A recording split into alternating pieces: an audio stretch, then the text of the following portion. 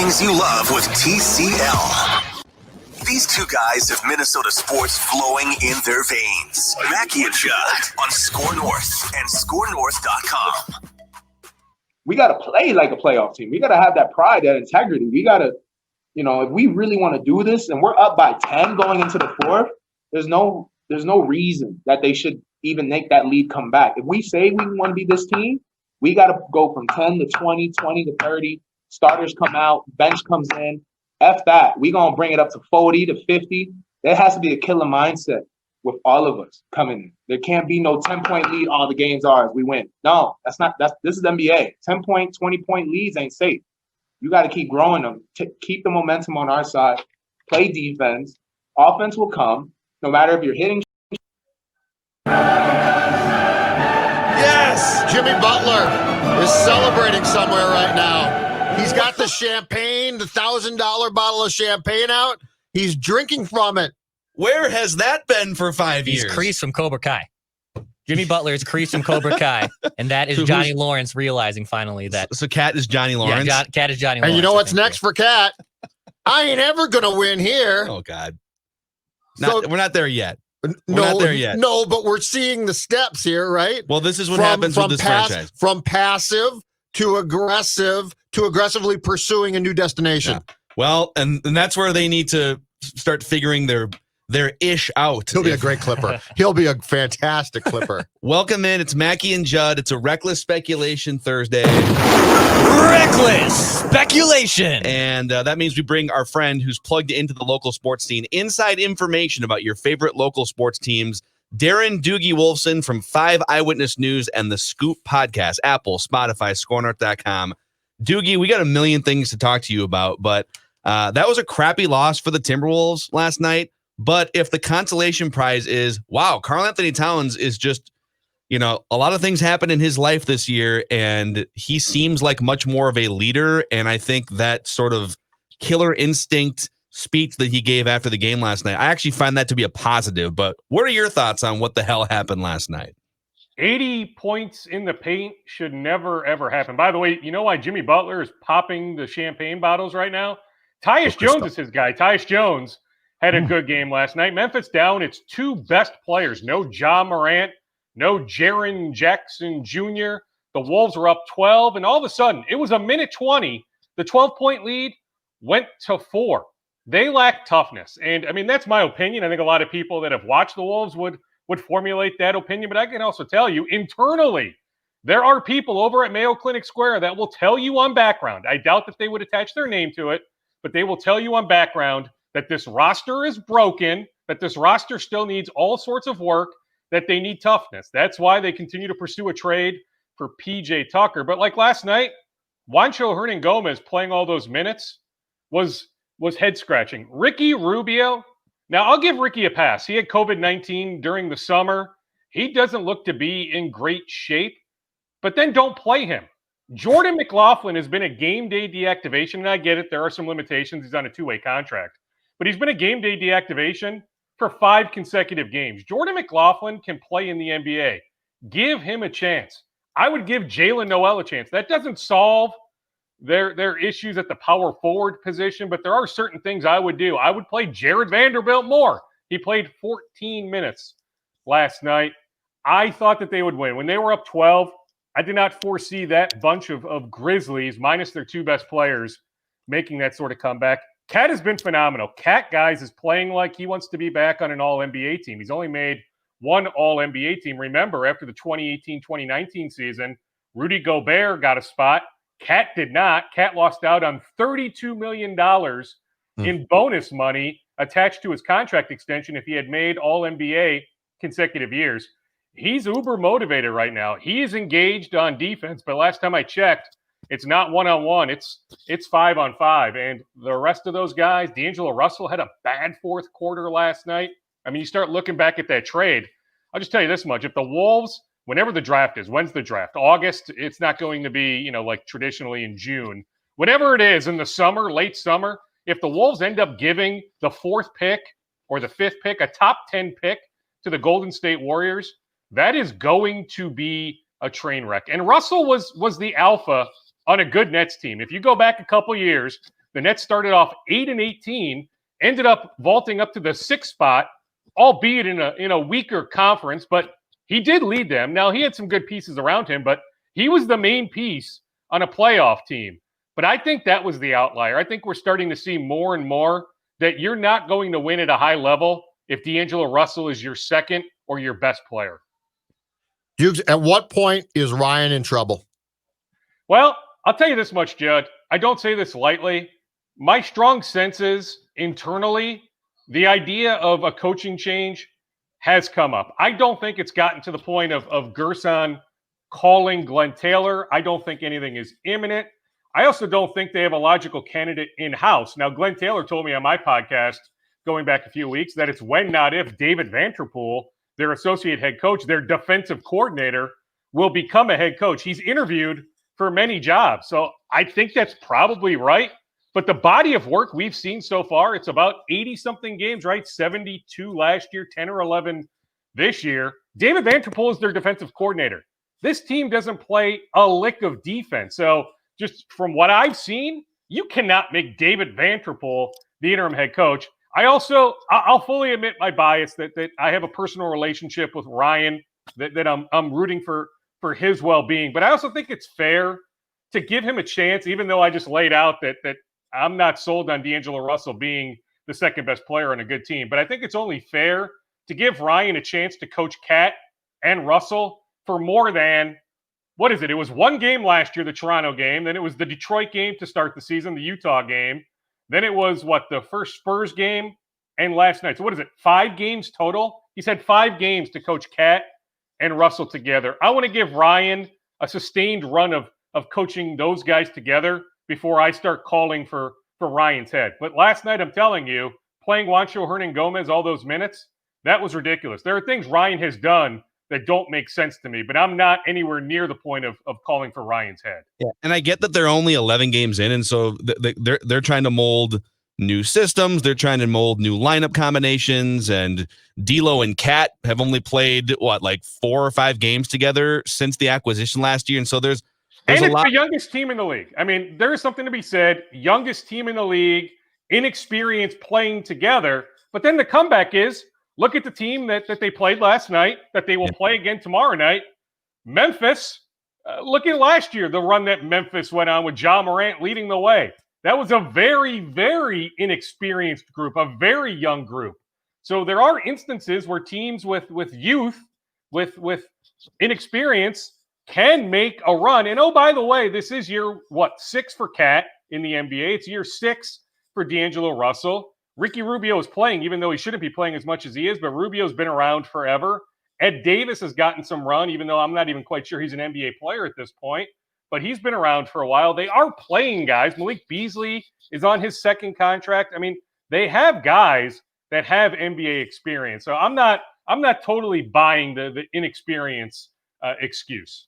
But to me, the biggest red flag to me through 11 games, and it was on full display in the fourth quarter last night. The main idea of bringing Ricky Rubio in was leadership, and he can help unlock D'Angelo Russell to get him to that next level. Because if you look at lineup combinations and how they worked or didn't work at Ricky Rubio's last 2 stops, Doogie and Judd and Declan, his best 2-man lineup combinations, when it's Rubio and blank, right, was Donovan Mitchell in Utah, combo guard, scorer, and Devin Booker in Phoenix. Ricky Rubio helped unlock the best of Devin Booker and the best of Donovan Mitchell.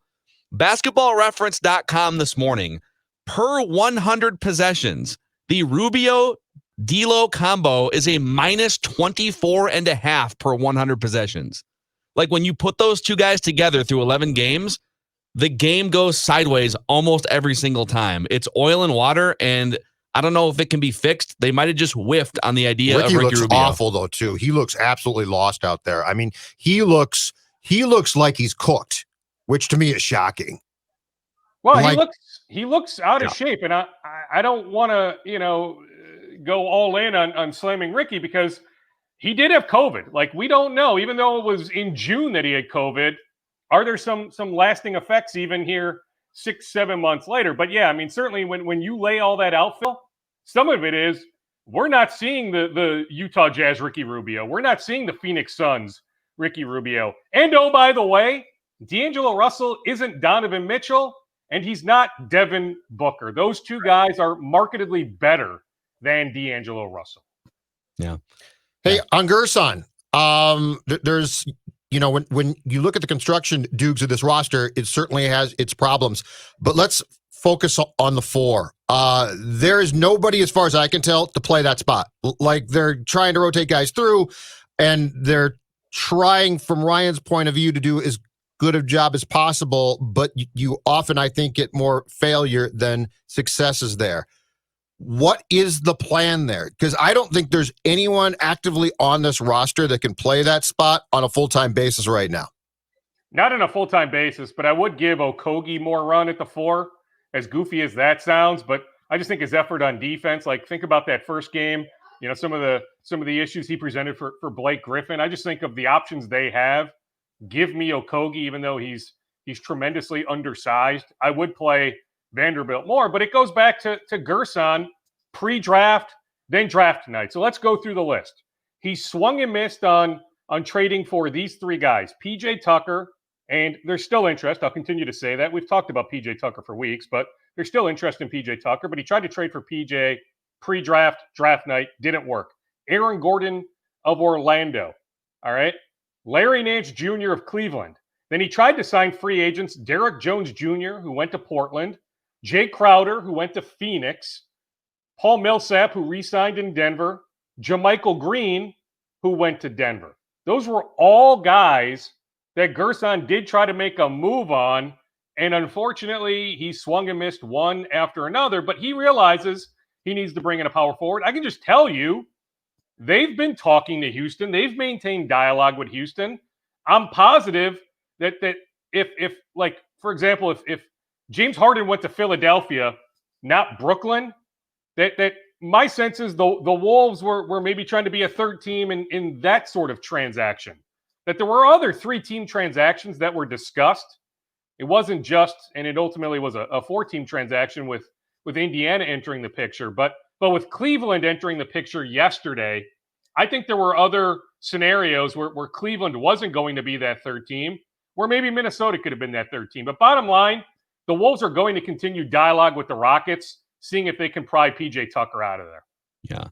I think, like, you mentioned, I can't remember if you mentioned off mic or on mic, but let's go back to that 2019 draft. Jarrett Culver was the Wolves guy high up in that draft. And I get that he's only 19 years old, and there's still a lot to be played out here. But whenever you're drafting a guy in today's NBA that either can't shoot or has a broken shot altogether, and you have to spend the entire first 2 years reshaping his jumper, that's a problem. And it's such a tall task to say, all right, we like this guy's energy and work ethic, and we're going to fix his broken jump shot when guys like Tyler Hero are staring you in the face in the first round. And so I just feel like I wanted to give that pick a couple years to play out, and he is a good energy guy, and he can go grab you 10 rebounds and get to the rim and whatnot. But, like, if you can't shoot, you can't be a top 5 or 6 pick in the NBA in 2019, 2021, and that's what boggles my mind. Well, here's the instant comeback. Can Anthony Edwards shoot?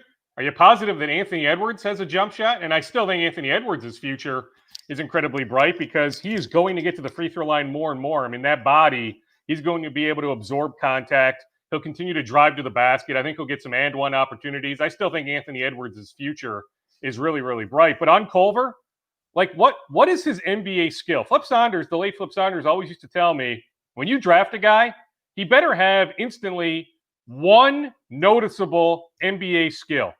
What is Jarrett Culver's NBA skill? Now, if you want to say defense, it's energy. Energy, okay, because I agree that playing hard is actually a skill. Some people will disagree on that, but I do think playing hard is an actual skill. So you could sell me on playing hard, but is that really what you wanted when you moved up from pick 11 to pick 6? Look at Dario Saric. Now, none of us saw the pandemic coming. If Dario Saric hit the open market in a normal offseason, he probably gets more than 3 years, $27 million.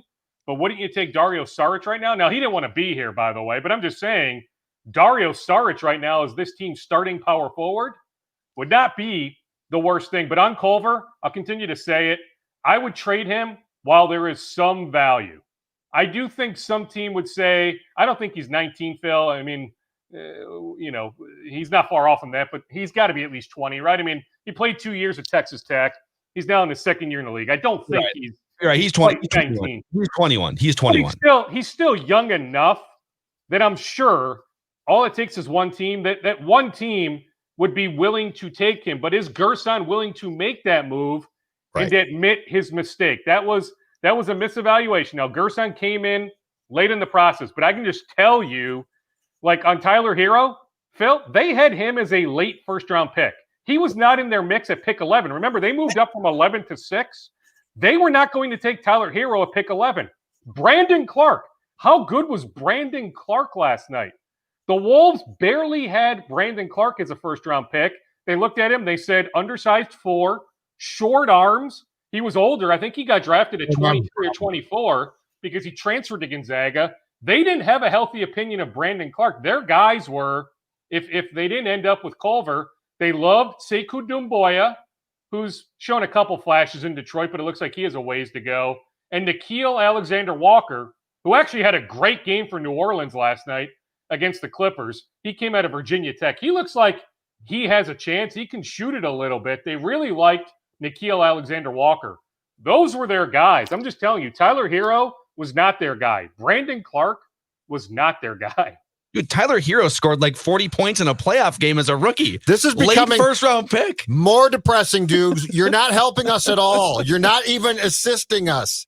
Well, the issue is when you look at roster makeup, roster management, Ricky Rubio is a negative, although I think you can trade his contract. Maybe not right now. Although Orlando could use a point guard. Houston needs a backup point guard. There are teams that need a point guard. But I don't know if you could trade him right now. But I think maybe after the season, as he's an expiring contract entering the following season, there might be a chance to trade Rubio. But he's a negative value right now. Ed Davis is a negative value. They gave up a draft pick for Ed Davis when New York was going to buy him out. It was a second-round pick. But nonetheless, a second-round pick is still an asset.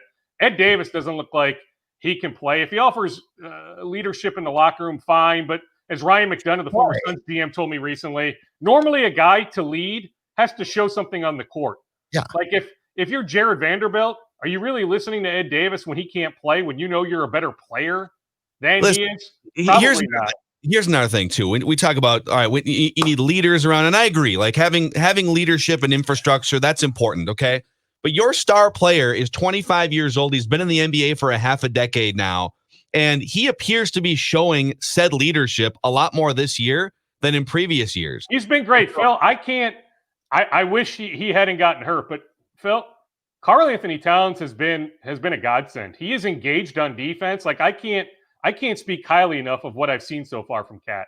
He's playing though with one hand, which is extremely impressive. But here's the thing. I'm not joking. Guys who go from passive to bleep this now and they're aggressive, the next step is if you can't fix this, then I'll go to a place where it can be fixed or it's in place. So like this is good to see, but if you're Gerson and Ryan and Glenn, you've got to find a way to get this fixed enough so that at least at the end of the day, Cat thinks that there's a chance to win. Because step 3 is get me the hell out of here. I want to say something off that because I think some people are going to say, well, that's Judd, classic panic guy, like sounding the alarm, right? But I just want to say something on behalf of people, and Doogie, you're the same way, who've watched this franchise and I have unnecessarily emotionally devoted myself to this team at times when it makes zero logical sense. And I would say that's probably the case for this season too.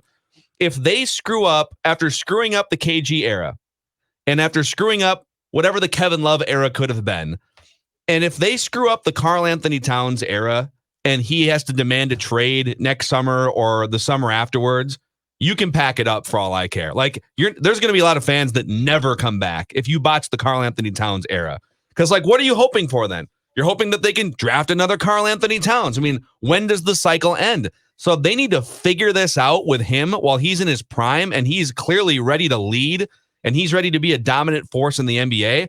And if you can't figure this out, you're going to lose whatever you have left of a fan base. So, like, they should be on high alert right now. And I Durant. agree. Now, what if Anthony Edwards turns into a star, but it still gets to the point of Cat eventually asking out? This goes back to, it was sometime in the summer. It was this very segment. It got picked up. It got aggregated by a bunch of national NBA sites where I volunteered information. Remember, I'm now paraphrasing because I need to go back and look at the text message, but there are people in the league that do believe it is going to get to that point where Cat does ask for a change of scenery. And I think those people foresaw a lot of this happening, that the Wolves were not going to be good. I thought they were a 31-win team preseason. That seems aggressive at this point. I'm not even quite sure they will get to 31. Glenn Taylor is on the record saying his expectation for this season is the playoffs. Jake Layman said the same thing. There are others who maybe don't want to go on the record, but will tell you on background, the expectation is we are a top 10 team in the Western Conference. So if they're not, if it's another year of Karl-Anthony Towns not sniffing the playoffs, yes, at some point, it is going to get to the point of him saying, I can't win here. Look at all these other players, Anthony Davis, James Harden, go up and down the list, Jimmy Butler. I need to get the heck out of here.